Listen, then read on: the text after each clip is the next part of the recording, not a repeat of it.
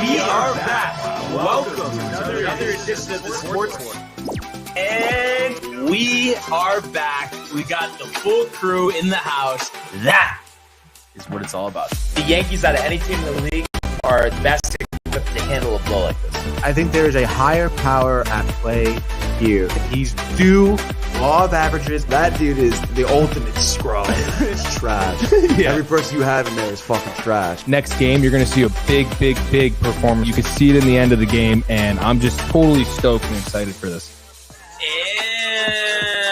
And we are back. Welcome to another edition of the Sports Port here on a Tuesday, the traditional Barnes and Tony show. That's right, dude. How you doing, sir? I'm doing great today, man. I mean, obviously, tough Mets loss to go over, but I'm excited to talk about it nonetheless because, there's stuff to talk about, I guess, for the Mets. Watching Wimbledon over here. So, nice little Tuesday going on. Right? Let's get the Tony Wimbledon update. What do we got? So far, kind of actually interesting here. We have the quarterfinal here between Sinner and Medvedev. Right now, Sinner won his first set 7-6. Is down in the second one, 5-3. He's leading, though, right now in this game, 40-love. Wow. And what is it? Medvedev is what's the seeding? Isn't Sinner is like a 14? No, Sinner is seated first in this tournament. I'm not sure though where because I know it gets kind of hairy. Fifth for Medvedev. His fifth, yeah. Medvedev is fifth in this tournament. I think Novak is third. Alcaraz is second. I think I'm not sure who lies in the fourth spot there, but it's interesting because I know like the world tennis rankings are a little different in general than the seedings. Yeah. But nonetheless, I mean the tournament's been pretty cool. I feel like. Alcaraz has gotten through. So I think we talked about it on Sunday too. We got to do this guy Bishop, American guy, whatever. But this is definitely, I think, one of the more competitive matches I think I've seen so far in Wimbledon. Now what's the deal with Djokovic? Where does he stand?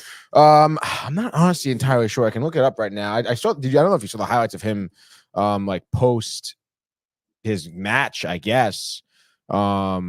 Yesterday, but he was like complaining about the fans. I guess maybe he's getting some shit from the fans. I mean, he kind of always has a little bit, I suppose. Especially, after the whole not, refusing to get vaccinated and whatnot. Looks like he's in the quarterfinals today. Yesterday. He won in straight sets. Yeah. I guess he plays again today. I'm not sure when. No, tomorrow. Tomorrow. Oh, it is tomorrow. Yeah. But okay, Alcaraz plays at 10:40. And then the other two quarterfinals. Okay, cool. I wonder what, I don't know why it doesn't show us on here, but I wonder what the odds are for that puppy. I would imagine. I mean, you would think Alcaraz would be like minus like 300. Yeah, I don't know. I don't think like the Wimbledon website has like the odds. I'm surprised ESPN doesn't. ESPN doesn't either. Yeah, maybe trademark. And it has odds by ESPN Bet, but then there's no odds. Well, that's kind of weird, especially because ESPN Bet, you would think they would have odds there, but they don't, I guess. Then you can't, like, how, like, obviously every other game you can click on, like, the summary of the game. Like, this doesn't let you do that. So ESPN for tennis is kind of tight. Good, even though they cover it all the time? I guess so. That is kind of weird. You know what always kind of confused me? The whole doubles thing. Is it most times the, like, top singles players don't play doubles? Is that what it pretty much is? Occasionally, like I know the Williams sisters used to. Right. As far as I know, as I can see, I mean, if you're, a top competitor in the singles bracket, you're not going to try and waste energy, time, risk injury in the doubles.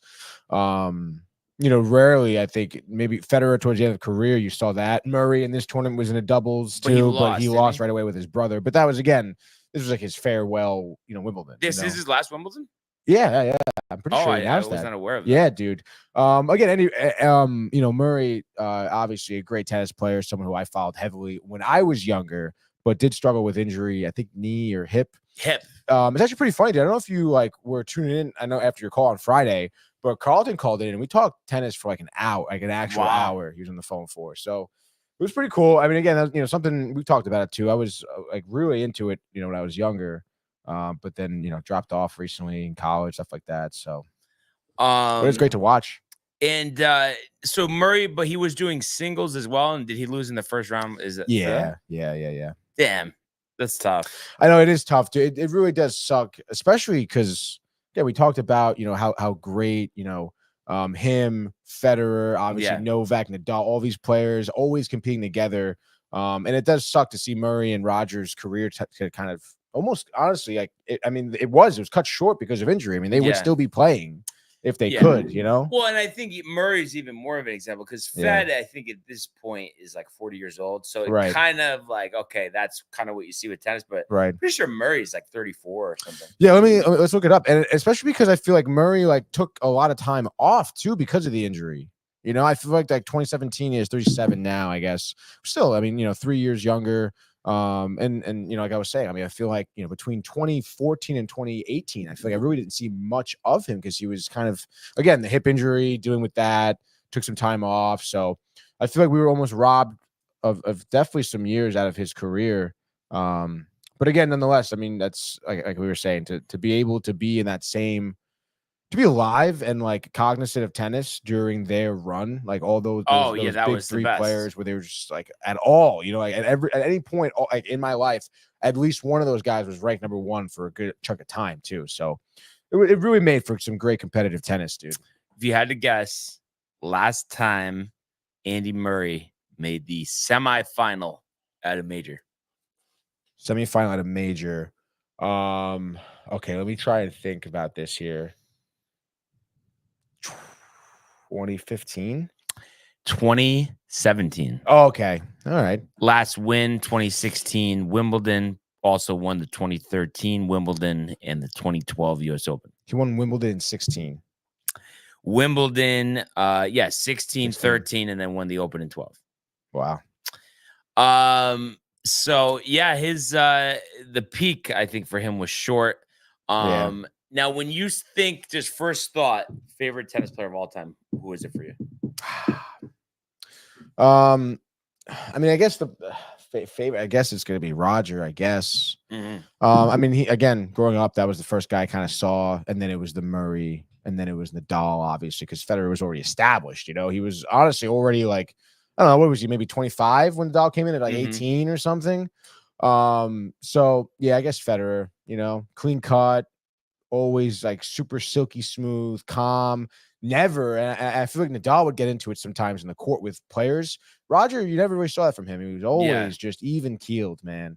So you got to respect that, especially when you're playing at such a high level, Oh, the pressure. Oh. It's interesting. So, Djokovic, has just been on a tear. Really has been on a tear since 2011. He did win his first major in 2008. Point being, this year, semifinal loss at the Australian, had to withdraw at the French during the quarterfinal area. So, you kind of seems like, oh, is it slipping away? Would not be surprised. I know it was a little tight yesterday complaining, but if he ends up winning. Yeah, I know. Again, he thrived on that shit, I feel. He loves it, dude. 37 years young. Chokery was kind of alluding to, though, he thought that the end is near there.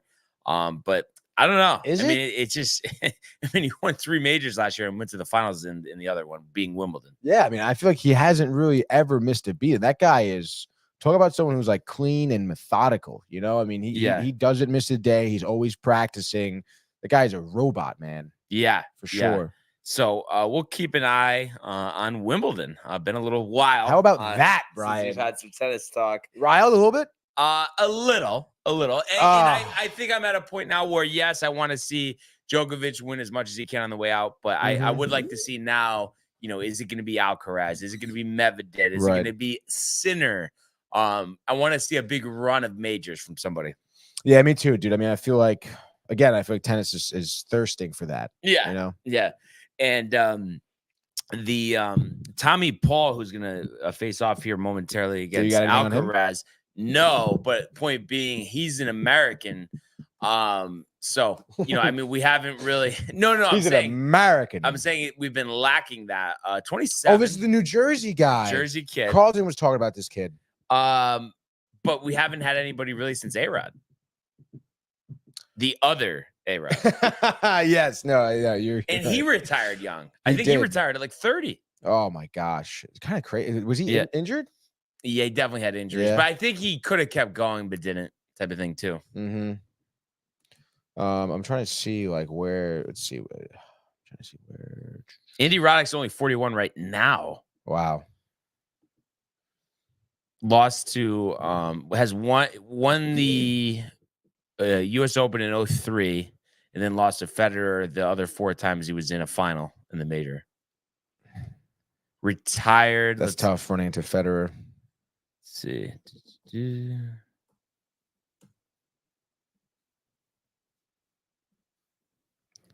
Let's see. Tommy Paul beat Batista Agut yesterday. Straight up, dude. Let's go. So 2012. 3 sets to none. So that means that he retired 12 years. So he retired at 29. That's young. Oh my Yeah. gosh. Kind of crazy. Did it say why? No. But I'm just imagining you just beat up. Yeah, definitely. Yeah, so we'll see what happens. I did see, though, we had a bunch of comments already. Oh my God, yes, of course. We probably have a ton of comments to get to here. Super stoked that the fans are, in the stands here. Let's go. Early and often, you know the deal. Josh B, baby.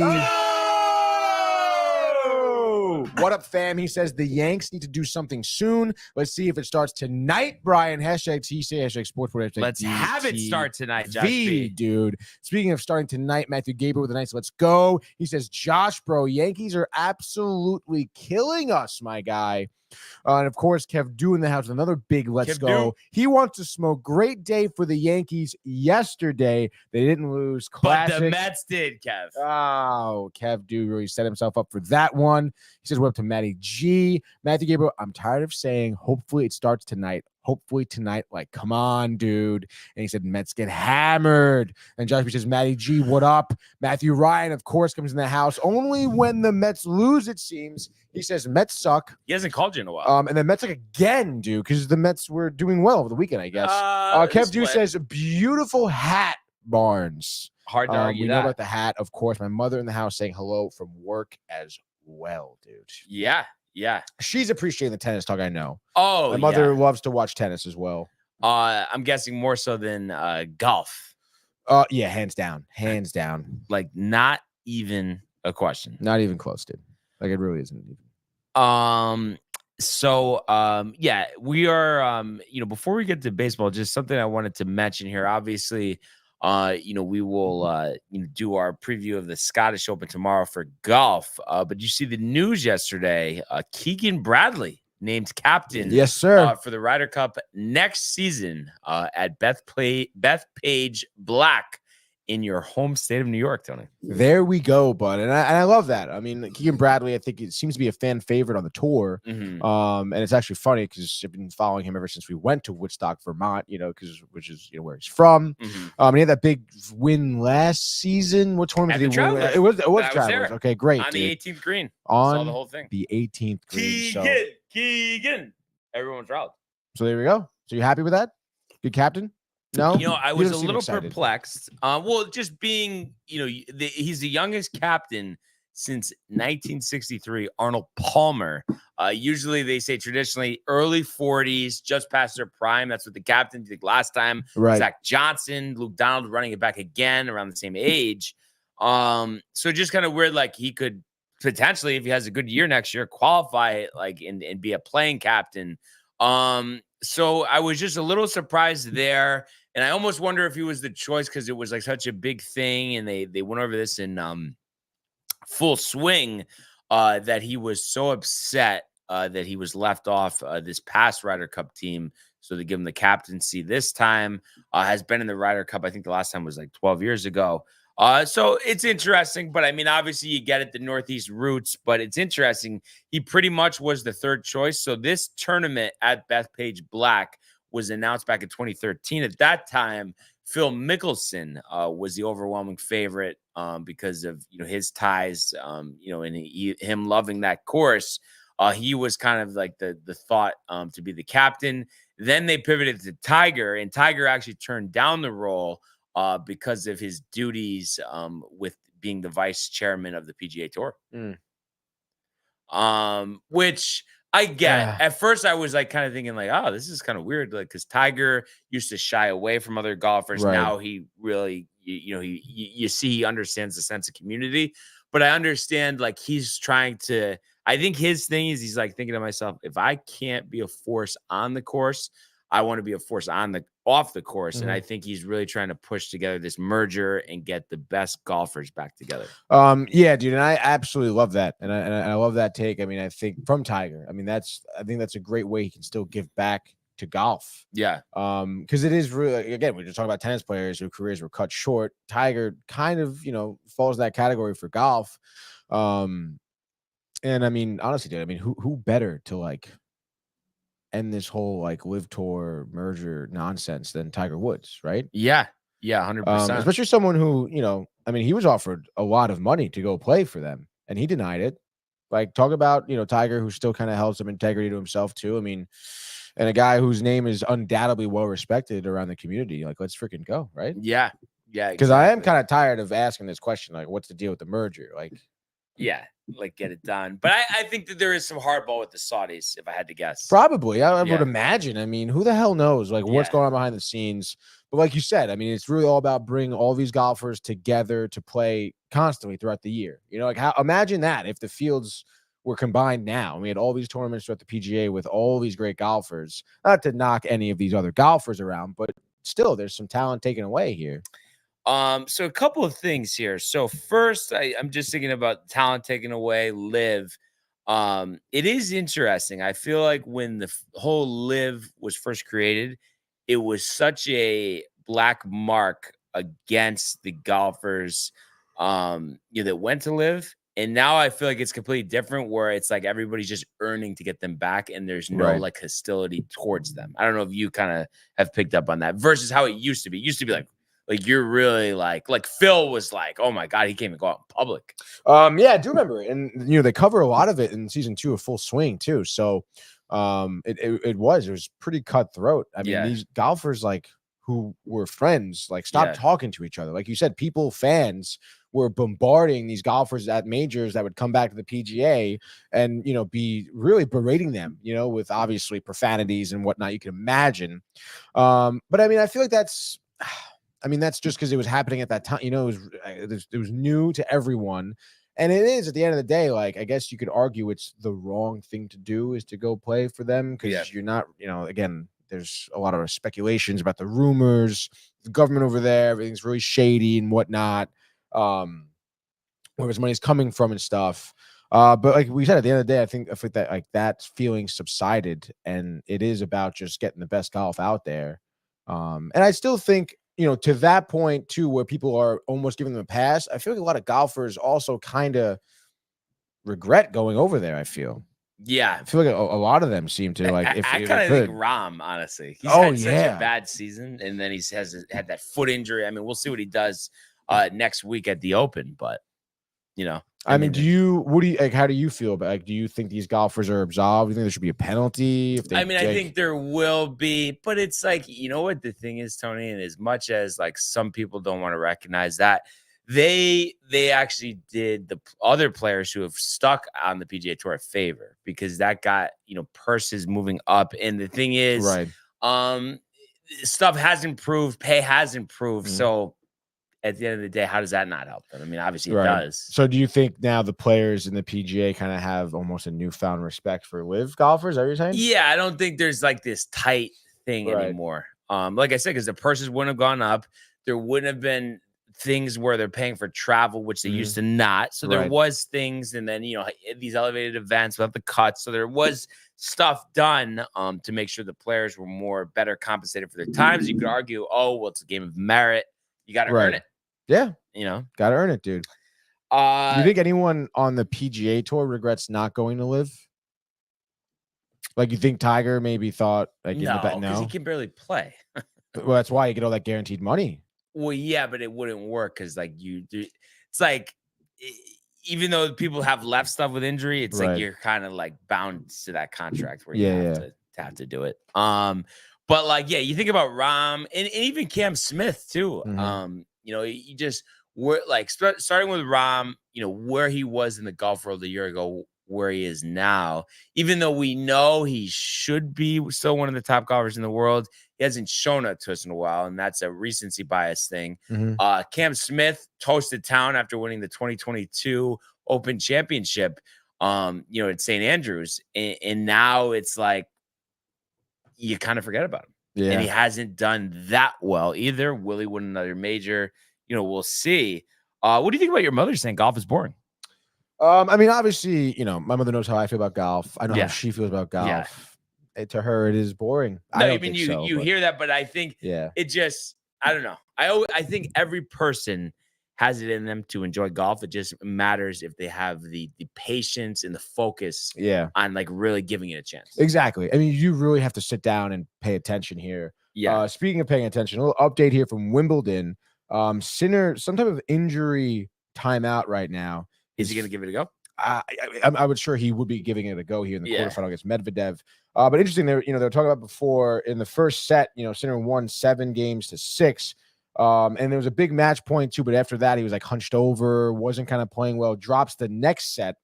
Now we have a pause here. His fingers in a stint, looks like maybe something wrong with his splint? A stint.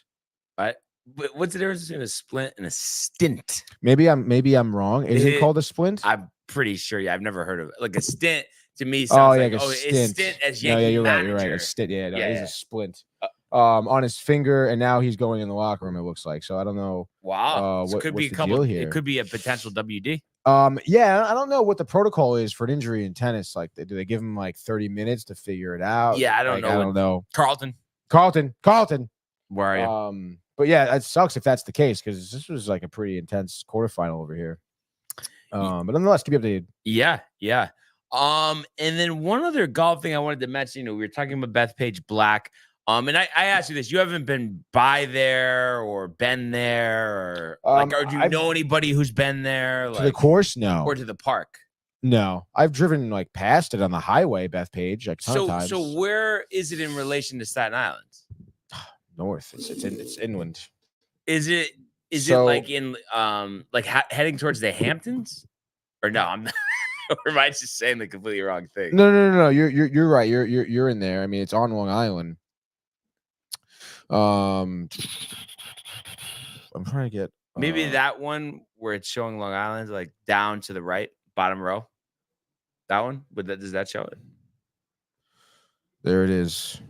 And then like it roughly where is Staten Island's right there, this little island right here. Okay. And then all the way out is like Shinnecock Hills.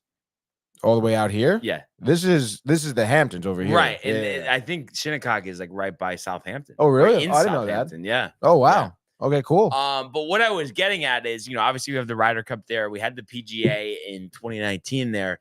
But we don't have any future majors scheduled there yet. And I feel like, maybe part of the lure of these courses is, waiting 9 or 14 years or on the smaller scale, 5 or 6, like Pinehurst the next time. But don't you think like they're blowing it? Like there should be a tournament at Bethpage Black, I think, every year. I mean, yeah, dude. Again, like that location is pretty prime. Yeah. And it seems to be like a glorious course. Yeah. So I mean, you think about the other stops on tour, like, come on. What's stopping them from deciding that? Like, well, it's just you have sponsorship deals with certain courses. Yes. Okay.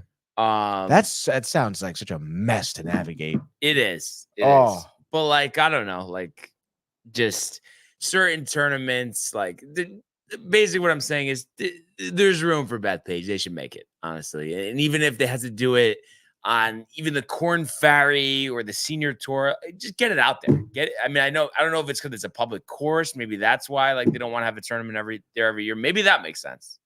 Yeah, I guess it does. That make sense? The fact that it's a public course, this doesn't make any sense. Because I feel like that'd be great for the course, dude. Great for the because then you can promote it as like the pros play here. Yeah, come play at Bethpage. Isn't that sick? Yeah, no, exactly. Plus, there's a bunch of blue, yellow, red courses as well. So even or actually, I don't know if with the tournament though, probably just too much traffic to have those courses. But regardless of that, Tony, like I just feel like we're wasting a crown jewel here. And they talk about all the time how TPC Cromwell is the only tournament in the Northeast all season. So it just seems like we should be better represented on the PGA Tour schedule. Yeah, I mean that is pretty tough. And I mean if you're in Cromwell, like why can't Long Island is gorgeous, dude. Like come on. Or Shinnecock too is great. Yeah, honestly. Shinnecock. I think that's 2 years we're back in Shinnecock for There the we US go. Open because next year is in Pennsylvania, Oakmont, and then I think it's there the year after. You want to go 2 years? Want to tell the plan? Why not? Right, Gotta Shinnecock. Honestly, it's right. Like it would be fun too, especially in the summer going to like the Hamptons. Are you kidding me? Are you kidding me, dude? Yeah. You ever been? No. It's gorgeous, Actually, dude. well, yeah, I think we talked about this already, but it's like, well, maybe we took the train quickly, but whatever. Most of the time, I just went to Montauk, but I guess that's a little before, yeah, like Southampton. Definitely is. Yeah, you've been there much, or just a couple times, or I would say a handful, 3 times. Day trips? No, a couple overnights. Overnights. A kid I went to grad school with lived out there. So we did the Bordy Barn. I don't know if you've ever heard of Bordy Barn. Bordy Barn, I think, is closed now, but it was a bar on Long Island, specifically in Southampton, that was around since like the 70s, dude. And it was like a staple of Long Island. It was open only during Sundays during the summer. And the people who owned it, they owned the land, and it was a big ass field of just grass. And they literally built this giant tent on it, multiple bars, indoor, outdoor, dance floors, $1 hot dogs, $2 beers, and that's it. Like sick music, dance floor, and that's all. It's $2 for any beer you want, $1 for any hot dog, and it's open only on Sundays. Wow! And you go there and you just fucking that's it, dude. Like obviously it opens at 11 a.m. You go there for 9, wait on the line for an hour, whatever, get in. And obviously the fact that he lived near it was dope because we crashed at his place because it's out in the middle of nowhere, Brian. Yeah, like Nowheresville, Long Island, literally just grass everywhere, farms almost. Wow. Yeah. Wow. But it's obviously a great time, dude. Yeah, definitely. Yeah, I feel like I really want to check out Shinnecock. It's a shame that it's a private course. Yeah, it is a little bit of a shame, huh? And it's like there's some work required, but we could get on Bethpage Black. Define work. I think it's either last second cancellations or we have to kind of camp out or get there early. But really? Road trip. Okay, yeah, sure. I mean, it's like there's nothing else to do on Long Island, out there. So I just feel like it would be awesome. But the thing is, if you do Bethpage Black, you have to walk. But if you do the other courses, you could take a cart. Okay. And could you imagine the rough and Bethpage Black? No, you have to chip it out 5 feet in front of you. Yeah, you're not getting out of there, probably, honestly. Yeah. But it's just one of those things. You have to experience it. Is the short of it. That would be hilarious. Oh my! What the scores would actually be? Oh my god, I can't. Josh B says. I mean, I would love to Thorn, or he might not have connections by then. Yeah, I don't think so. He can't pre-order tickets. That's a good question. Right? Maybe. Because I'm thinking when he does these golf tournaments, does he work for the Golf Channel? Correct. Okay, but he's not gonna in Arizona, or he doesn't. No. Know. So they pay for him to travel and everything. So he'll go. So I'm saying he's gonna still work for the Golf Channel. Oh yeah, that is. So he probably will come back for Bethpage. Oh, true. I guess so. Yeah. I think you got to this week. Put it on the schedule. Mention it to him. All right. I think we already mentioned to him last year. Yeah, definitely. But either way, I mean, what do you think about this? Josh B. Ryder Cup vlog. I mean, it would be kind of insane. It would be legendary. And how far are you from Bethpage? If it's mid Long Island, yeah, probably looking an hour and a half. Okay, maybe. So a little further than Bar A. Oh yeah, definitely. But not too much further. No, not too much further. Yeah. Honestly, it's probably a shorter distance, but it's just the traffic. The LIE. Time it. Oh yeah, good luck timing it, Brian. You could time it though. you might have to stay up all night. But you can time it.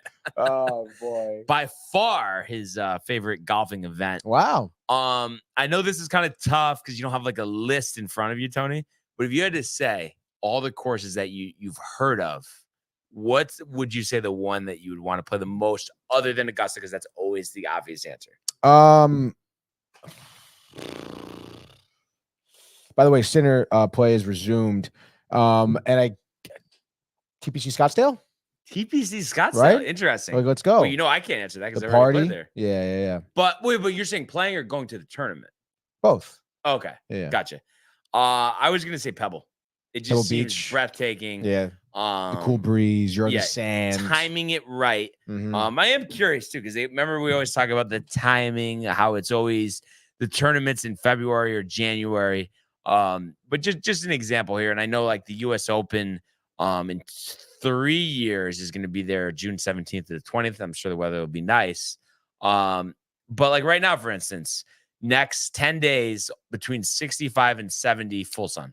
And it's like, Right. oh yeah, let's mess around in February when it's like in the 40s and raining. They can work that out. It's all about their concern about people going to the pro-am. Mhm. It's like, you can't go to the pro-am, you can't go to the pro-am. I mean, what are we talking about? Also, the logistics of the swings on the schedule. I mean, what do you think about that? Is it a little overdone? It's like these guys travel all over the world all the time anyway. Yeah, no, it's true.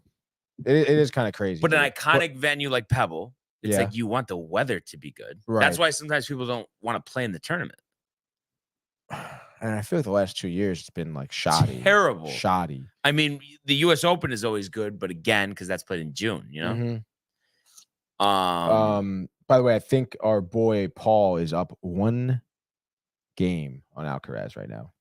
But now one game meaning Not a set. Oh, okay, gotcha. One game. They're in the first set still, 1 game to nothing. How about Josh Let's B go. answering here, saying Pebble Beach? Yes, Barms. As I send it, you said it. Wow, dude. How about that? So that's pretty awesome.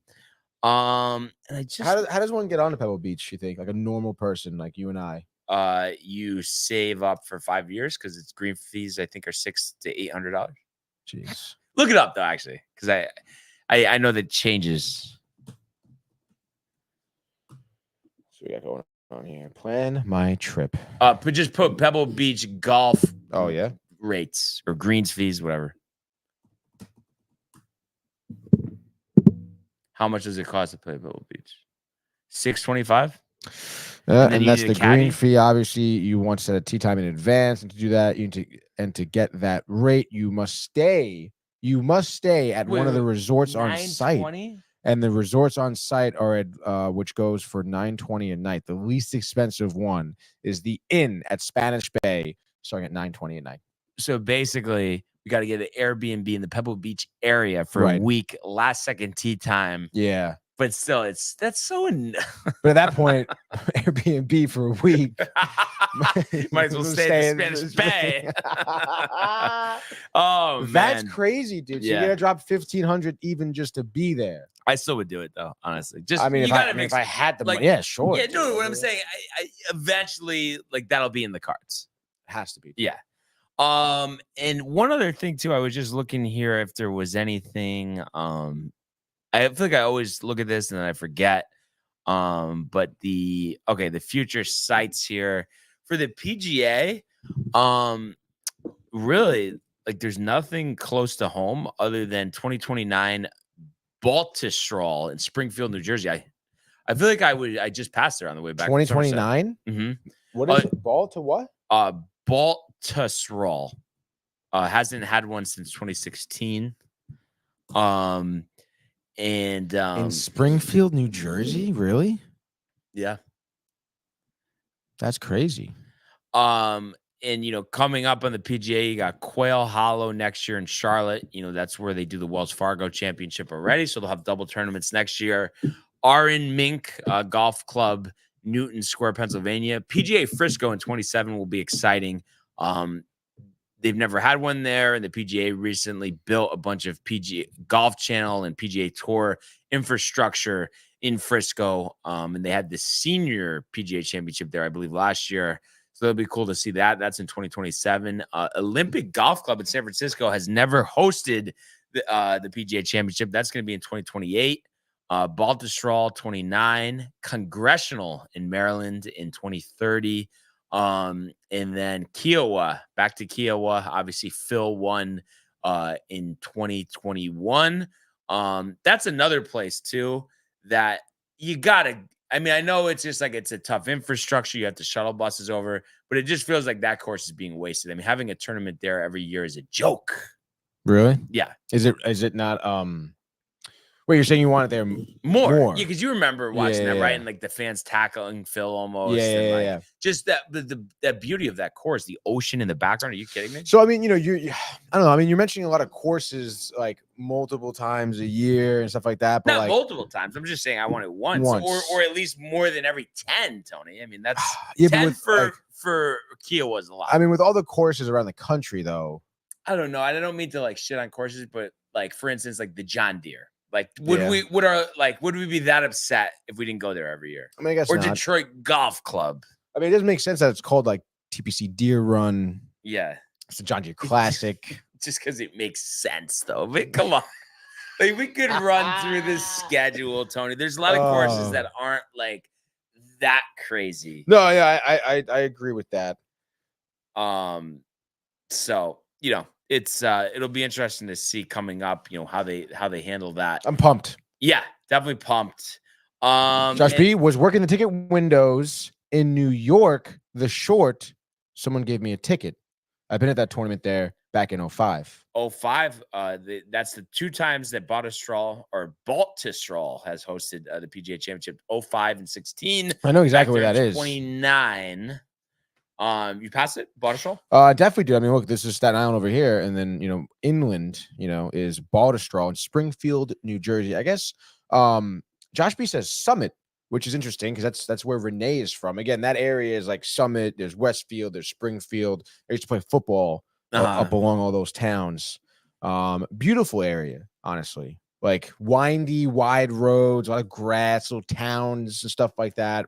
I would imagine the golf course is quite good. Oh yeah. Yeah, and I've only golfed at the one course with Corey there, Fox Hollow, New Jersey. But I feel like, I guess, and then I had the one by AC. But I haven't really golfed in New Jersey, so I feel like there's a lot of stuff left to explore. Golfed in AC? Golfed outside of AC. I think it was in Egg Township. Is it good? Egg Harbor, whatever. Anyway, so it was fine, but it was like 130 for a course that was like in good shape. It wasn't like worth like great aesthetically, a lot of water or anything, So, but that was Ron Jaworski's like course. I forgot the full name of it, but I could look it up. So what else did he say here? He says that area is money areas. Heron Pines. That's what it was called. Heron Pines. Heron Pines. Jaws's Heron Pines. Do you like money? Chief lives near Egg Harbor. I always forget that he lives so far away. Oh, wow. Does he really? Yeah. That is a little deep. But AC weekend, the Borgata. He's right there. Been trying to get there for years. Will it ever happen? It might. Who knows? I can't tell you the last time my parents went there, to be honest. Long hiatus. Yeah. When was the last time you were there with them? Did you last go there? Summer? It was last summer. Yeah. And was it like just a Thursday or a Friday, Saturday situation? I don't think so. I think it was maybe more like a Saturday, Sunday into okay. Monday. Yeah. Gotcha. And it's oh my God. Especially again, I go with my parents. I mean, they're great. They love to go out to eat. They love to gamble. They obviously love going to AC. So it's a great time. And they've been there a million times. They know exactly what to do, where to go. Yeah. And it's great, dude. Really, the Borgata, dude. We got to get there in September. I'm down with Football Sunday at the Borgata Sportsbook. Are you kidding? Stop. Maybe we can see if we can do. I mean, I guess in theory we can just do an episode of the Sportsbook from the hotel room. I guess that would be insane. No, especially Oceans too, because like you get the room with the full window and you can see the water in the back. I mean, we really should. Or do you think there'd be noise complaint? But if we do it early in the day, they're not going to care, right? Or no? I would think noise complaint not that crazy. I mean, come on, like, it's me. Right? Yeah. But I mean, still, it's a hotel, it's a casino. Right, like, but I think it has to be like a noon start time or something. Like, it can't be at night. Like, people will be so pissed. You think so? Yeah. If we're doing like 8, 9 o'clock at night. Plus, we want the ocean view in the back. No, yeah, definitely. But let's try to like pencil that in. Yeah, like we September, can try Oceans show. That would be so crazy, dude. Yeah. Just in the hotel room. Just the thought of it is just getting me jacked up. Yeah, I'm pumped. Let's go, dude. Let's go. I'm honestly kind of pumped. I'm sorry to cut you off there because you just said it though, but I'm honestly kind of pumped for football season. Yeah. Yeah. Well, football season, And it's like the Sunday specifically. The thing that's Yeah. tough, especially once your team's out and as baseball dwindles, that is kind of tough navigating like the week because it's like basketball at times can be so beat. But who knows? Maybe college football will be better this year. We'll see. Probably not for you, but maybe for me. For Michael potentially. Michael Butka. But anyway, let's go to the world of Major League Baseball.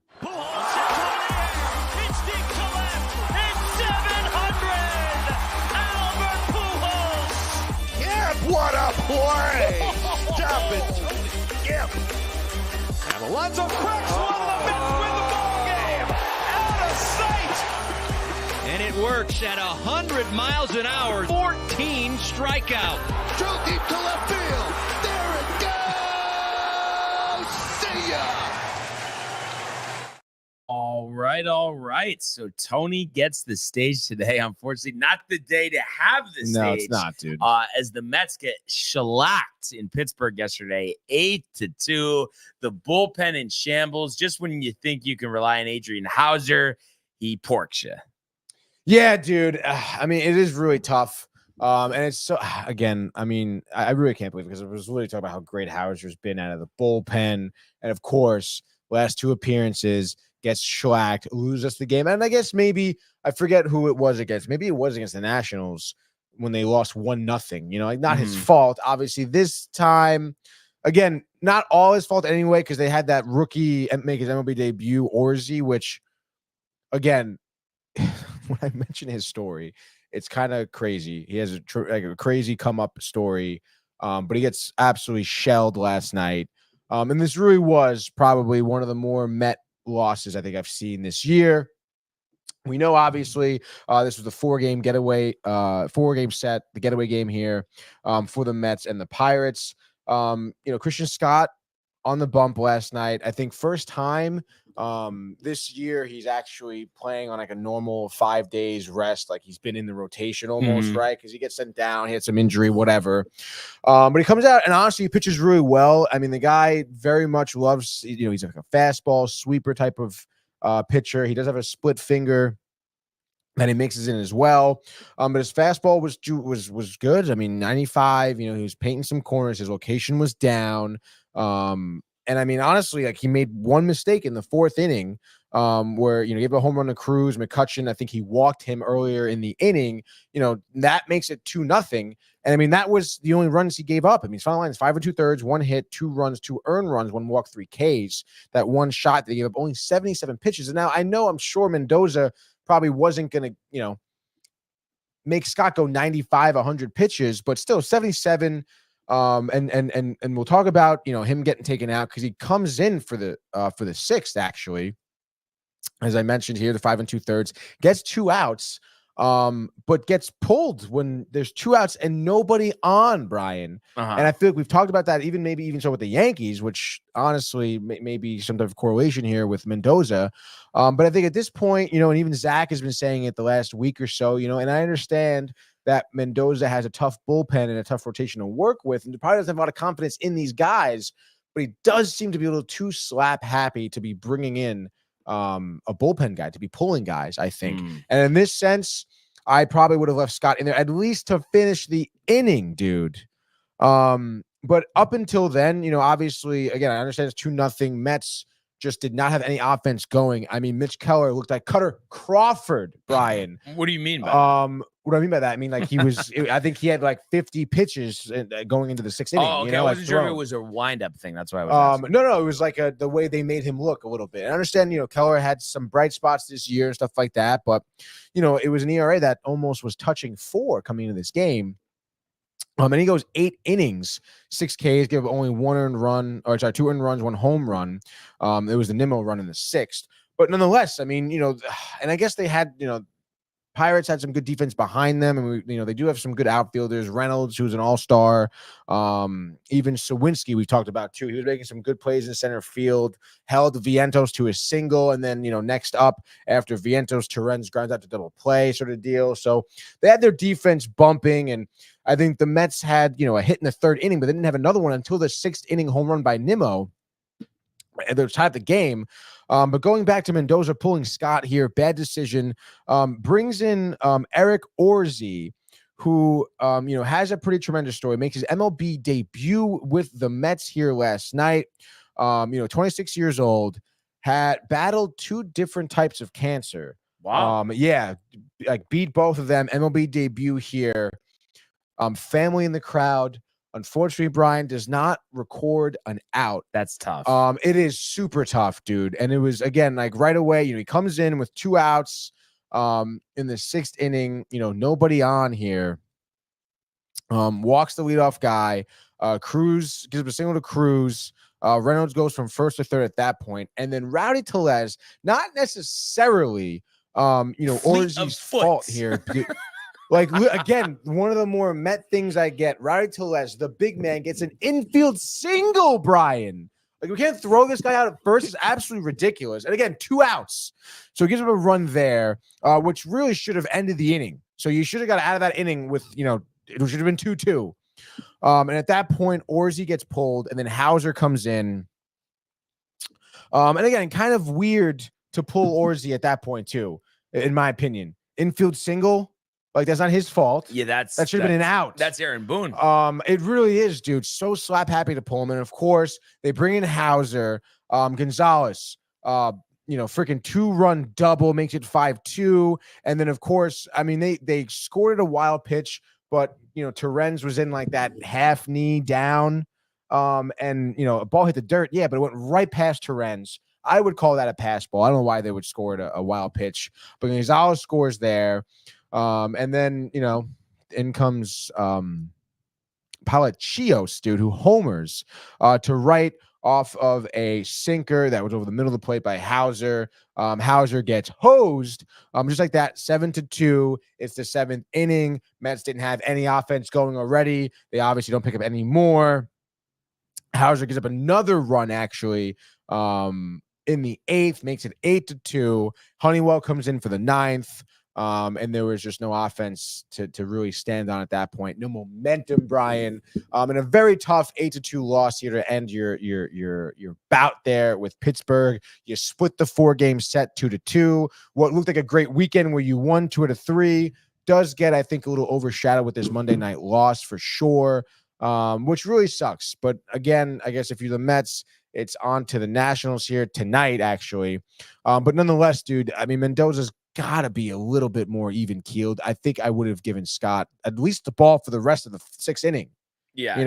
And honestly, with the way the rotation has been and even the bullpen, I probably would have tried him out there. If he was at 80 pitches going into the 7th, I would have gave him out. I would have sent him out there. And I don't know about you, but I have always been of the belief where, like, in terms of like taking someone out of the game, not about pitching, not about pitch count, not about matchups. It's about how he looks out there. If he's just like, well, I don't really want to push him to the set. Ridiculous. If he's getting out, it's like, why not? He made one mistake. That was a 2-run homer. Other than that, he was killing it. It was the 6th inning with 2 outs and nobody on.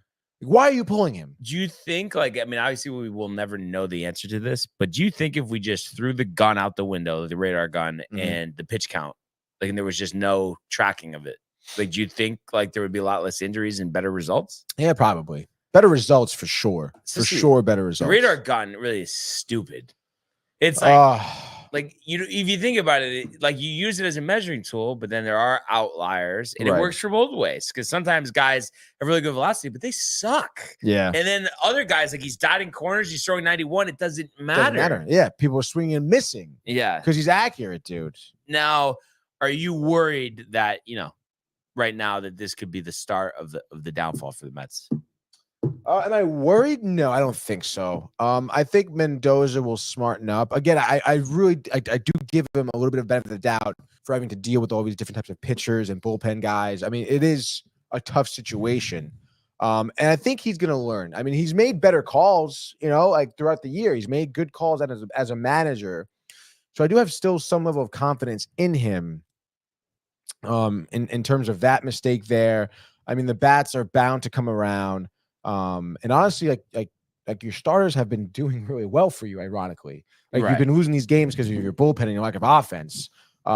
Which I guess if you want to talk about how inconsistent all that has been, nonetheless, though, like Sevy has been giving you 7, Manaea gave you 7, Quintana gave you 7. Like, for the first time, you're seeing these pitchers consecutively eating up 7 innings in your starters here. So I don't know. I mean, I feel like the bats will come back around. But again, we always talk about it. Knowing a plan here for the deadline coming up would be great. I don't know if you saw Nimmo post game begging like the Mets to be buyers at the deadline. But I mean, like, what, when asked that question, what player is going to be like, nah, we should sell, like at that point. You know what that reminds me of? I'll never forget this. And you probably, Colin Sexton, have you ever heard of him? Colin Sexton. He was drafted by the Cavs, and then ended up being traded for by the, who was that I've actually wait, why am I blanking about this? Oh, okay. Actually, no, I'm not sure what I'm saying. Actually, yeah, he was drafted by the Cavs. That's it. I was just thinking about, okay, so draft night, Tony. He went to Alabama, right? Yes. Okay. So draft night, this is right before LeBron left for the Lakers. Like, he gets drafted by the Cavs. The Cavs are the last guys. And he goes on the mic and he goes, yeah, let's go. LeBron, let's go back to the finals. Like, just like that? And it was just so obvious that LeBron was leaving. Really? Oh, my God. But that's what that reminds me of. It's like, Nimmo, I mean, what are we talking about here? Yeah. There's no buying. Like, especially Stearns. You think Stearns is going to be aggressive like that? No way. I don't think so. Any concern? You mentioned Severino. Last 2 starts, 13 innings, 11 earned, 17 hits. With Sevy? Yeah. I mean, I guess a little bit as we're approaching the second half. But I don't know. I don't think so. I think he'll kind of bounce back, honestly. I mean, what were you gonna say? No, I was gonna say, I mean, with Michael K is on the radio today. Any words for the people? Colin Sexton? Big Bash vlog coming soon, 30+ minutes. I'm not kidding. Everybody's gonna be so riled because everybody's asking me about that. My parents, Corey was just asking me yesterday. So riled. I was telling him the list of people that we interviewed. Where I'm at in the vlog, you guys will know. You guys experienced it live. I'm at Don striking people out with football. Wow. Then after we're going to the performance. Nice. You know what I kind of forgot about? The football championship with us, with the accuracy. All hail the king. I still think it's a fluke. That was fun though. That's something. Oh my God, that was awesome. I love keep those things. Yeah. You need that here. Yeah, we do. Yeah, definitely. we do need that Get here. one for your party. Yes. Yes. 100%. FanDuel. 1,000,000%. Call 'em up. 1,000%. Let's go. They saw you on camera doing that, by the way. They see how you treated me. Yeah, just like that. Yep, there you go. You're up there. Yeah. Is there any part of you that wants to try to like keep Severino? No. Like I said, dude, like I feel like at this point their value is still there. 383. Be careful. You might want to trade him now. Honestly, you may even want to. Yeah. But I feel like again, like second half, maybe a little bit more of a taper, but I would imagine he sticks around where he's at right now. Yeah. So I feel like this is really the best value you're gonna get for him. And like I said, there's no reason, whenever I said this, to keep him. Yeah. They don't get reason to keep any of these guys because they're not going to be here. No, honestly. Like I feel like the rotation, I don't like them because they suck. Yeah. And then obviously, players like Taylor, like Martinez, even Iglesias too. They've done well for you right now. Get them out of here. Could you argue that now would be the time to, as long as he's proven healthy, to trade Senga?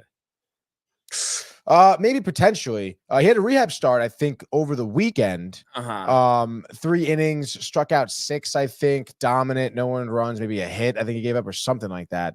So I don't know. I mean, I think he could be a part of a championship rotation. So, but the thing is, he's 31. So he was so good last year. Yeah. Value. I mean, he hasn't pitched yet this year. I know, just it's in so case crazy, dude. He has that sophomore slump. Especially if you get, I'm gonna looking at this article now. Let's see. Second rehab start Tuesday. Okay, so the rehab starts today. All right. And his first rehab start, struck out 6 over 2 2/3 we go. innings for High A Brooklyn.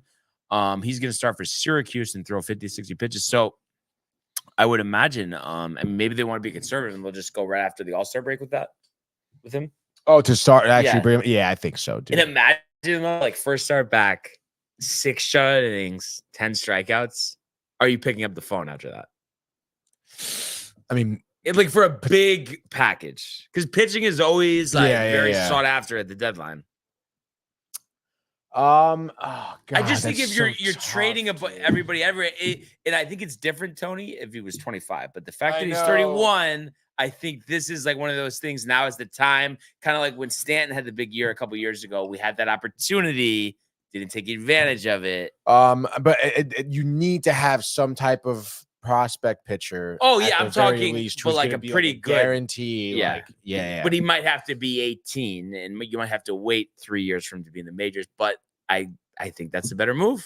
I guess You gotta so. be forward thinking, Tony. It's so tough though. 3 years in the minors though, until Maybe he you comes give up. me 2. Could be. Yeah. Potentially, right? I know it is tough. The Mets are so desperate for some pitching, dude. Yeah. I mean, this is Desperate when for a you lot of things. restock the cupboard, Tony. Yeah, and I do think they do have a lot of guys with trade value. You know, I think they could sneakily win the deadline by acquiring young guys to improve Yeah. the team in the next 2 years. They Like, need it because I don't think they got the returns haven't been great on those trades last year yet, right? I mean, you just don't know. You just don't know yet. I don't Yeah. even know why you. I mean, I suppose you haven't seen them do great in the minors in terms of Drew and Luis. But then bring them up. I feel like now would be the time to bring them up. I guess maybe post trade deadline if they do deal like some of these starters that they've will hopefully get prospects for. Then they could bring up Acuna and Gilbert, and like Vassell, dude.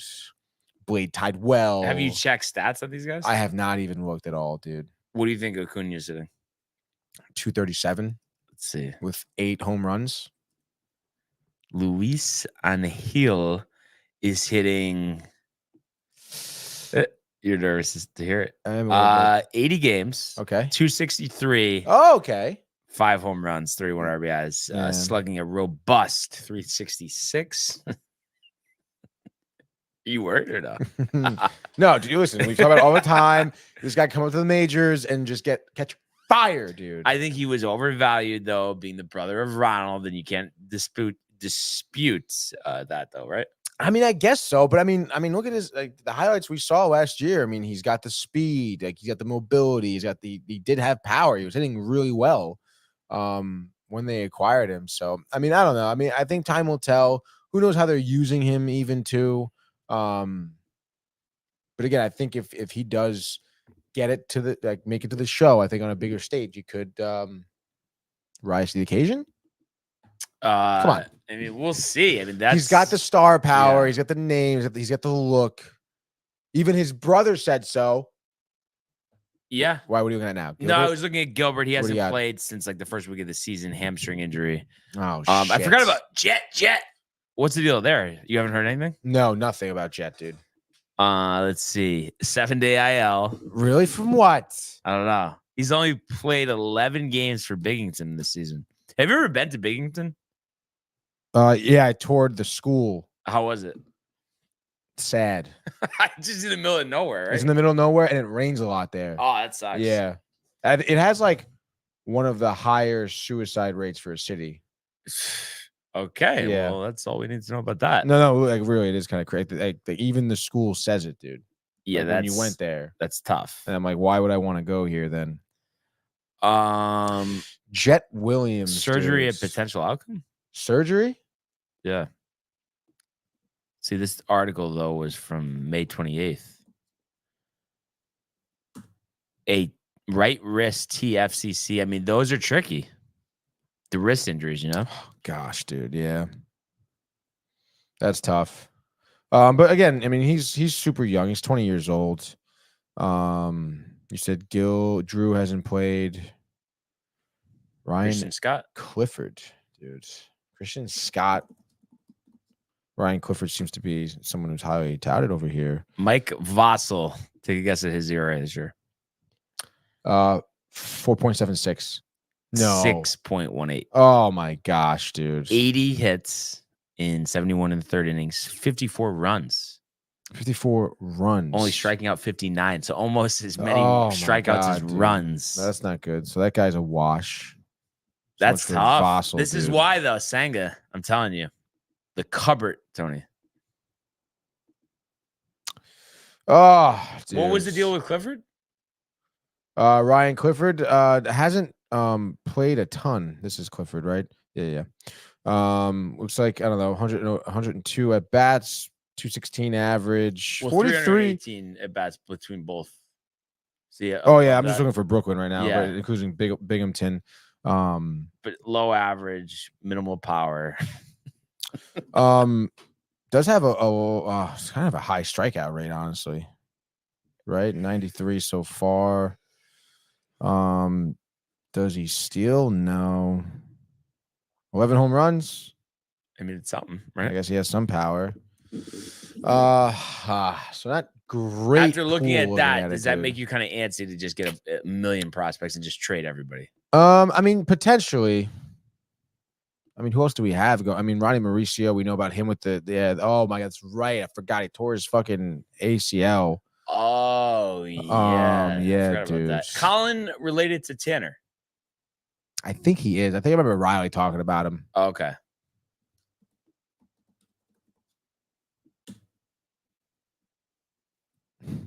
Damn it. There we go. Nope, unrelated. Oh, okay. Living with their own families. There you go. That's what it says. Sounds like something Wikipedia would say. Blade Tidewell. Mr. Tidewell. He's down there too in terms of the I think he's 12 it said. Let's see how Blade is doing, dude. Maybe some type of silver lining here. Lightning in a bottle. Obviously here looks like this season has had some looks with Binghamton and with Syracuse. ERA is at 3.65 with both teams collectively. At Binghamton here, he was 2-4 over the course of 5 starts. 2.41 ERA in Syracuse. He had 6 starts, a 5.12 ERA. Interesting. Strikeout rate significantly lower over there in AAA. Binghamton 44 strikeouts over 37 and a third innings. So maybe that's some stuff. Blade Tidewell there. 23-year-old from Tennessee, dude. So maybe something there to look forward to. You never know, right? I mean, it's pitcher. You need a pitcher. Yeah. Wait, I'm just thinking, when is the draft? They will be draft? Yeah. No idea. What's your guess? What's my guess? Because I know it's during the season. I mean, I feel like they change it a lot. No. I'm trying to think. Draft day show. I just looked it up. Oh, you looked it up? One guess. August 4th. July 14th. Ah. Fort Worth, Texas. ESPN will have the first round. I mean, are you excited for it? No. Where are the Yankees drafting? Let's see the order. Do they have the order? Okay, so the Guardians have the first pick. Wow. I do remember hearing that. The Yankees have the 26th pick somehow, even though they didn't make the playoffs last year. That makes sense, Tony. I mean, come on. Mets have the 19th pick, it looks like. Yeah. Which isn't great. Yeah, Guardians, Reds, Rockies, Athletics, White Sox in that order for top 5. Then it goes Royals, Cardinals, Angels, Pirates, Nationals. Yeah, dude. That's right. Rangers gave up a lot to get their team to win the World Series. What, they don't have any picks? They're last. Oh, they're last in the Yeah. Wow, last year they had the draft at Lumen Field. I had no idea. It's a great field. It is. Lumen. Absolutely looming, dude. By the way, here it looks like Sinner in the third set is up 6-5 right now. Looking to close it out actually with a point here. Medvedev battling, scrambling all over the court. Sinner looks to be in complete control right now, to be honest. But it hits it long. Looks like Medvedev 40 all. Sinner though, big bounce back since he's got that splint on his finger. Well, at least you got it down, Tony. That's the important part, right? Oh yeah, dude. What do you first thought, just blindly, are we getting 2 New York wins tonight? Yeah, I think so. Even dude. though the Yankees struggles, fuck T-Bay. Peapot, isn't Whitey Ford. No, not at all. And I don't think the Yankees will make him look like it. And then again, it's the Nationals for the Mets. I understand that they just played them and they played well against them a little bit, but still, the Mets are going to beat the Nationals. Like, stop. What's it. the pitching matchup? I don't know. If I had to guess, Scott was down. We had Pearson yesterday. I guess we're back to Mania, right? For some reason, it felt like he just pitched. Oh no, or is it Sevy? It is going to be Quintana versus Jake Irvin. That's a tough one. 2-8-0. The bats better be ready, Tony. I feel like we just pitched against Jake Irvin. Yeah, I think you did. Yeah, we just did. Yeah. We're gonna be the same matchups again? Is that how this is gonna work out? Yeah. Because those matchups sucked for us. Let's see what we got. Let's see what we got. Yeah, Quintana. I knew that. Son of a bitch. No. Quintana, Sevy, Peterson. Sounds good. I guess. I mean, Peterson is such a freaking loser. How many runs is Quintana going to give up at Coors Field? Oh God, forget it, dude. Too many. Nonetheless, here, I still go. Let's go. 2 New York wins. Do you think so? I think so, but it's definitely with some trepidation, and it's just based on it just can't get any worse. All right, if you were a betting man, honestly, not a fan here. Yeah, you to pick one New York team to win. Oh, it'd definitely be the Yankees. You kidding? I mean, dude, Irvin. Look at the better pitcher is pitching on the opposition against the Mets. Irvin. Better pitcher than Peapot. Yeah.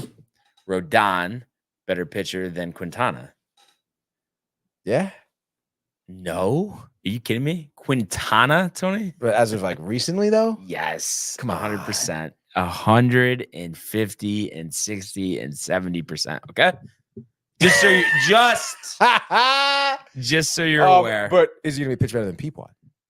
Rodon, yeah, definitely. I think he's gonna. Yeah, we'll find out actually in an abbreviated, full-on baseball frenzy. Let's go, baby! The double shot, 2 for Tuesday here. 2 New York games finally.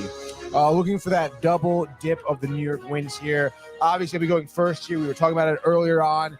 The Mets at home, Citi Field, another series against the Nationals. You said it. Irvin pitched well here. 2.80 ERA. Can't believe I'm saying that, honestly. Last start was against the Mets, Brian. He pitched 8 innings of shutout baseball with 8 strikeouts and only allowed 1 hit. So not good here in terms of offense getting going. Nonetheless, dude, you think about Quintana here, has also kind of pitched sort of well as of late against Washington. He pitched 7 shutout innings. They have only 4 hits, 1 strikeout, Brian, obviously inducing a lot of ground outs and stuff like that. Very impressed with his last start. You love to see that. Has put together, I guess you can argue, 3 good starts back to back to back. So you expect for him to have a 4th one. I think this will be an absolute pitcher's duel here in Citi Field as the Mets are favored at -135. The over-under is at 8.5. Big mistake by Vegas. Hammer the under. Mets win this one. Alvarez, bottom of the 9th. 2-run walk-off dinger. Mets win this one 3-2. Wow. That would be something. You know what else would be something? The Yankees winning a game, not embarrassing themselves. They will try to do that tonight. Interesting start time of 6:50. Interesting. Makes it a little tighter on the locals getting over that St. Petersburg Bridge over there. But Rodon was okay. Last time out, had gotten shellacked his previous 3 starts. ERA has ballooned to 4.45, is 9-6 with 100 strikeouts this year. So I think this is when we get back to the Rodon we saw in the first couple months of the season. So I'm going to say he's going to give them 6 strong, 2 earned, striking out 9. And I think the Yankees get just enough offense to win this game. I'm going to say 4-2, and you're going to see Aaron Judge and Juan Soto hit back-to-back solo home runs in the first inning, giving them a 2-0 lead, never trailing the rest of the way. So it's the Yankees, and it's the under. Wow, maybe a day of unders here, dude. A great pick there. Hopefully we get those double dip New York wins here. But on to my next game around the MLB, where we will be going here. Looking at Kikuchi, the Blue Jays against Blake Snell of the San The Francisco return Giants. of Blake Snell. The My God, ERAs combined of Montgomery and Snell sitting around 7. Which is kind of Montgomery crazy, injured, dude. Snell injured. That's the answer. It really is, Spring dude. training. Need spring training, dude. They were not in shape. Brutal time for them. Brutal time Snell for the is due, people of Oracle Park. I don't think he is due, dude. I'm going with Toronto. Dalton Varsho, I think, is on a 4 or 5 game hit streak right now. Kikuchi tapered down the stretch here, but I'm telling you right now, Blake Snell maybe gets through 4 innings. Maybe, dude. 4 innings, 7 earned runs. He's gonna get absolutely shellacked. Vlad Guerrero probably talking his shit, dude. I'm sure. And I just can't see the Giants having any offense. Over under is 7.5. I think the Blue Jays may get that in and of itself off Blake Snell. Give me the Blue Jays winning this game. I'm gonna say 9-3. Blue Jays and the over. Varsho fans team, let's go. Blake Snell is shutout tonight. Stop Watch it, out stop for it, stop it. Speaking of shutouts, speaking of good pitching performances, Michael Wacha has been on a bender. I want Tony to pull up the stats right now. The former St. Louis Cardinal had an infamous stint with the New York Mets back in 2020. Was dominant last year for the Padres. Rough start to this season, but if you look at the game log, Tony, I believe it's 7. Go to game log right there. I believe it's 7 straight starts of 2 runs or less. Going Let's see. back 1, to 2, 3, May 4. 5, Five. 6, 7, 8, 9, 10. There we go. 10 straight starts of 2 runs or less. Let's make that 11 tonight in St. Louis. Cardinals hot. We get it. Waka tribute video, possibly the former St. Louis Cardinal. All that being said, I think Waka, 6 scoreless innings. I think Bobby Witt goes 4 for 5, 6 RBIs, 2 dingers. The Royals defeat the Cardinals here. Let's say 5-2. So it's the Royals and it's the under. Absolutely love that take right there.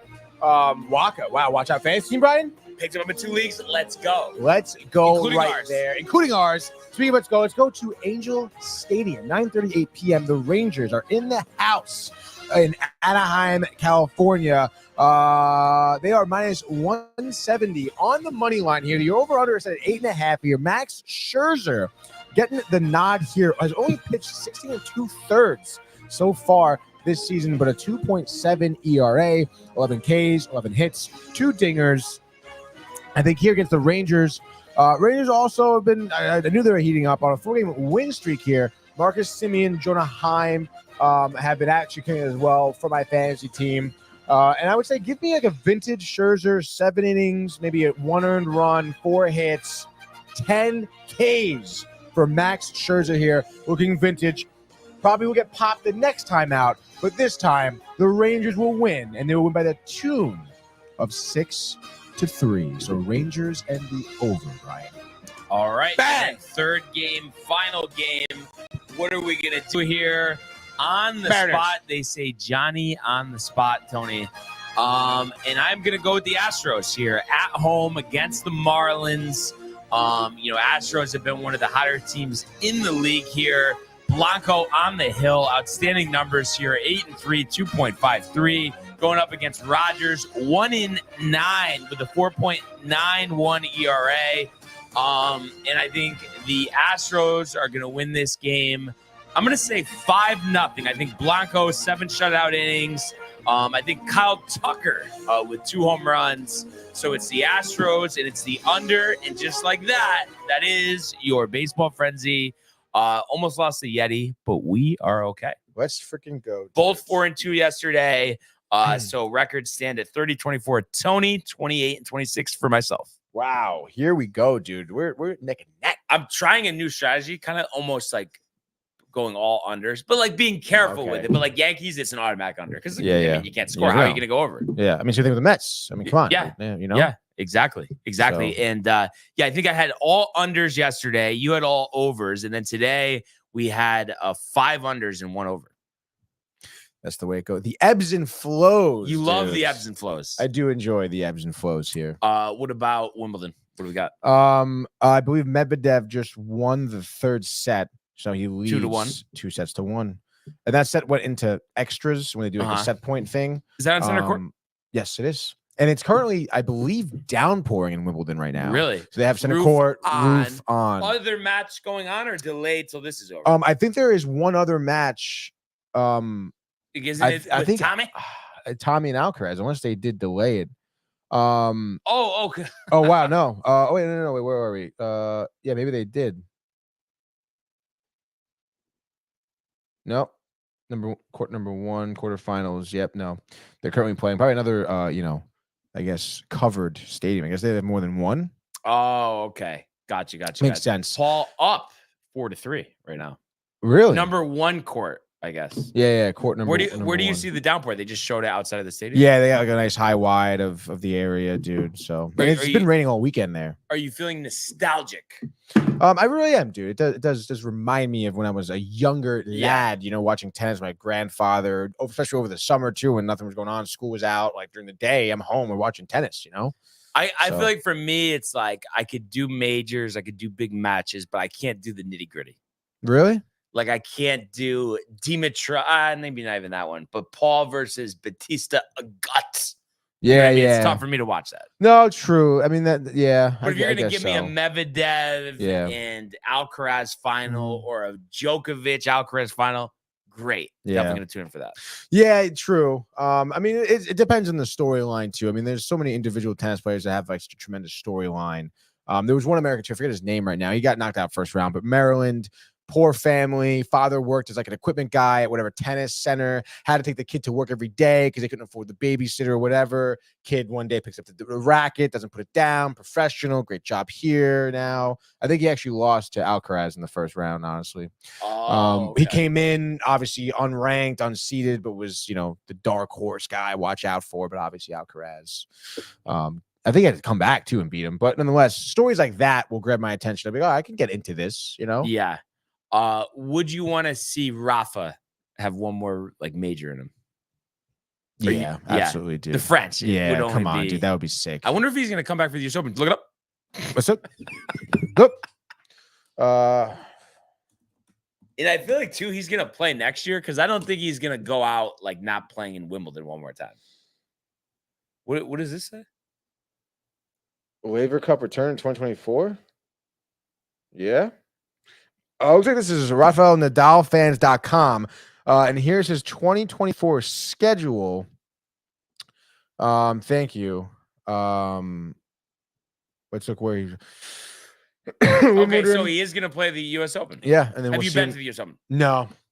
Should we go?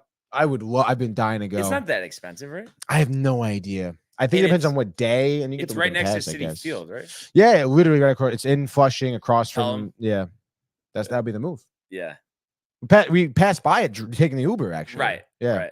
I would kind of be down, but it has to, like I said, it has to involve like the big names. Like we have to see a match like that. Yeah, I don't know because you get a pass to a certain court too. Okay. So like we have to look into it and see how it works. I did go to, what do they call it? Like, did they still have the New Haven tournament? Oh, I have no idea. I don't look it up. I think so. It used to be the Pilot Pen. Pilot Pen tournament. APT New Haven. Go to Wikipedia here. Can I get open? Go to that. Wow. Until 2019 was. Are you kidding me? They stopped it in 2019. Let's see if we can. Tough. Oh, there's gonna be all the different. Is there? Oh, they don't say. And the men stopped in 2010. Are you kidding, dude? Wait, or that's doubles. Yeah. No singles. Oh yeah, men's. No, that's doubles. Where are the singles? Oh yeah, men's singles 2010. That's crazy, dude. Right? That is crazy. Oh, but I guess it was a really long time ago. But I did go to like I had free tickets to go to that. New Haven was already hosting a men's tournament, the Pilot Penn International. It was created in 73 in Bretton Woods, New Hampshire at the Volvo International, moved to Connecticut in 1990, where it took the Pilot Penn sponsorship in 97. When the men's event was canceled in 99, the Pilot Penn remained the only one of the region in 05. The USTA purchased the men's tournament of Long Island and merged it with the women's Pilot Penn to create the Pilot Penn Tennis. First large joint tournament that eventually led to the U.S. Open.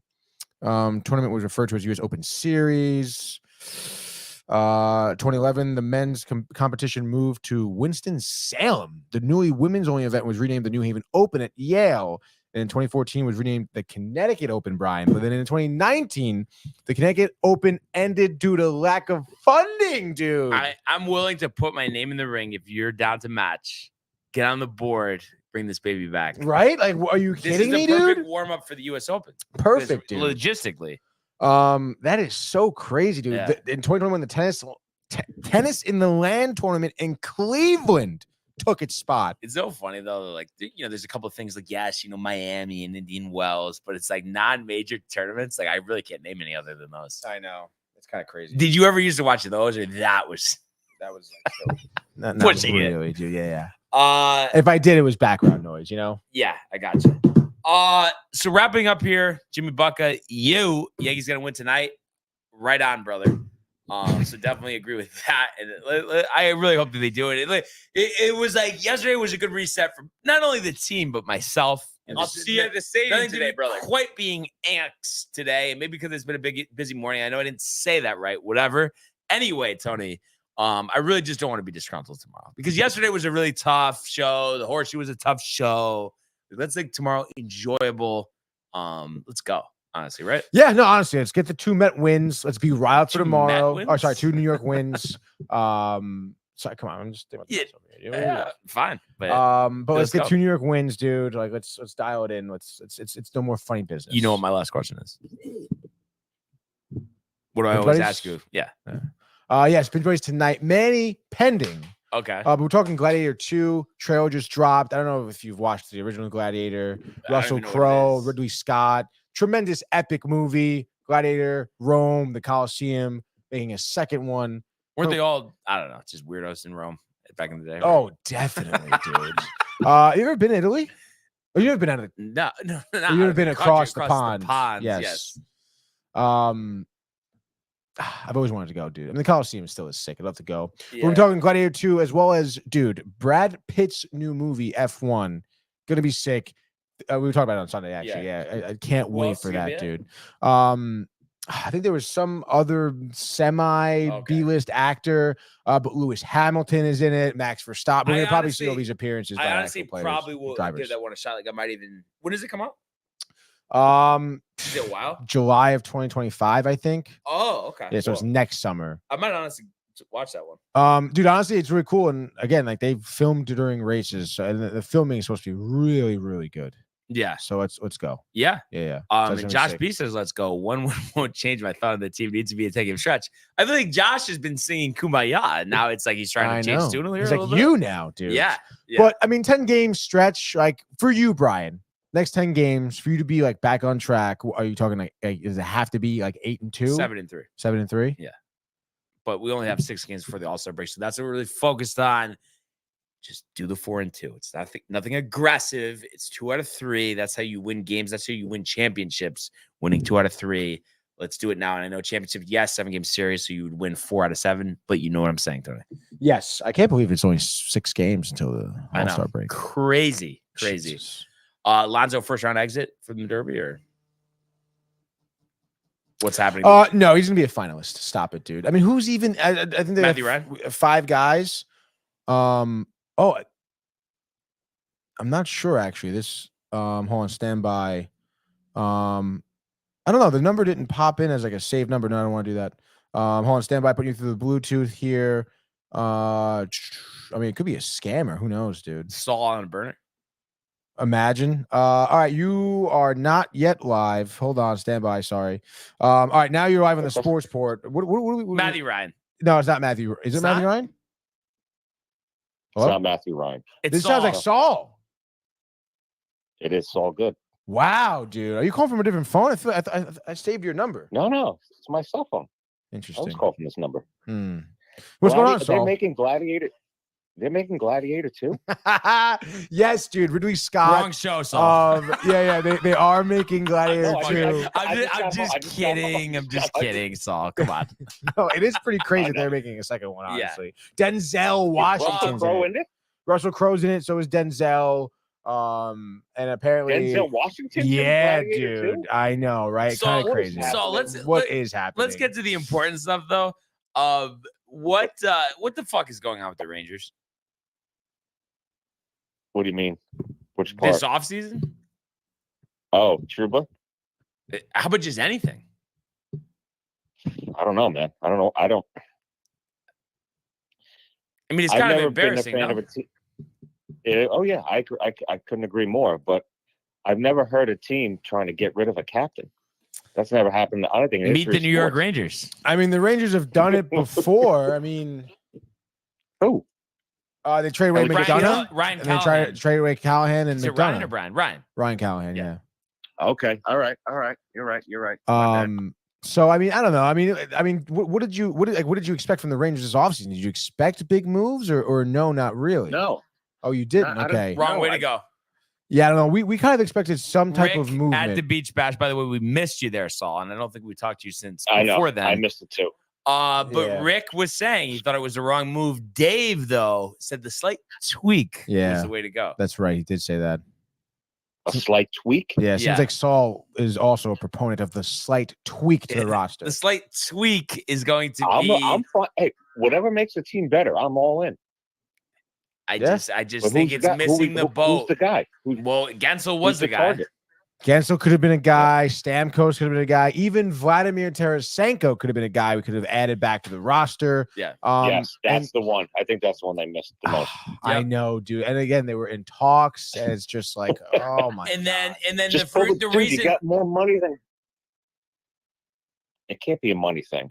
But then the fact that we're keeping Trouba to make his wife happy about her graduate studies. Yeah. I mean, that is a huge joke and embarrassment. It's embarrassing. Brady T, that's the name. That's what Josh B just said in Brady his Tkachuk. comment. What do you think about Brady T? Whatever, like I said, whatever makes the team. The guys, our superstars have to show up in the playoffs. They didn't. Yeah, no, you're totally that right. Last round was brutal. Do you have confidence that they will next year? Because that's that's obviously the big question mark. You don't have confidence because they haven't.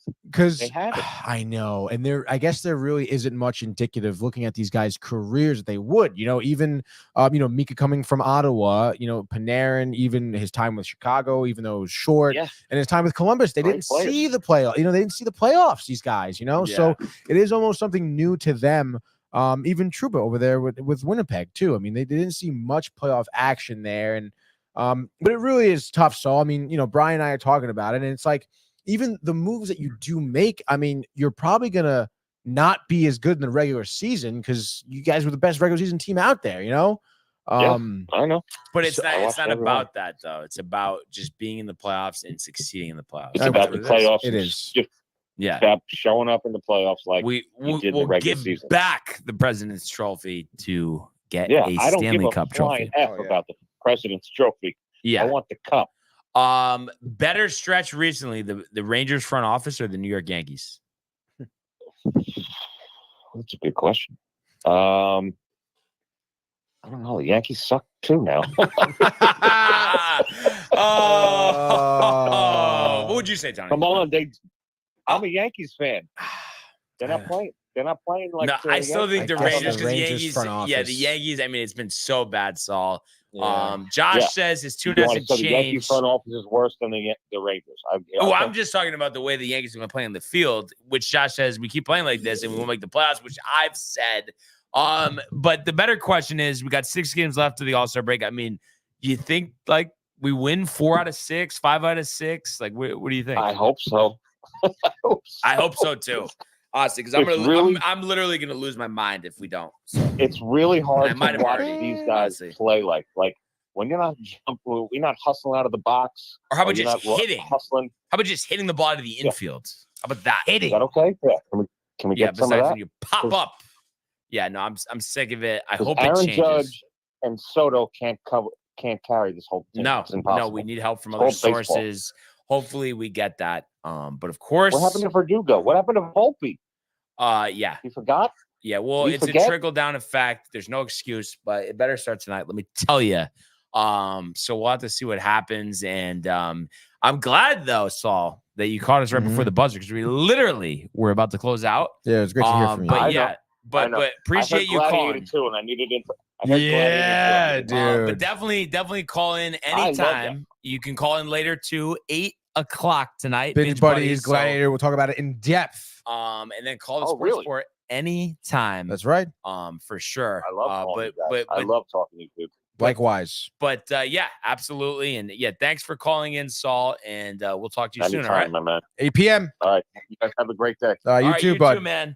Peace. That is Take Saul care, Goodman. I can't believe I actually blanked out and said that. I didn't mean to actually say that, but that's kind of his name, so it's all good. Kind of made sense. It's all good. It's all good. And that though is all we have here. We appreciate everybody who tuned in and continues to comment, like, and subscribe. All of the archives on the YouTube page, Tony, Michael, Renee, and Jay in costume, the merch at downtimetv.com. We want everybody to enjoy the day, enjoy the games. Let's go Yankees. Let's go Mets. And we will see you mañana. Hey guys, Tony here from Downtime TV checking in. I want to thank all our fans out there who's been liking, subscribing, sharing our content. You guys are the best. You guys are our bloodline. You make us love what we do. Thanks again.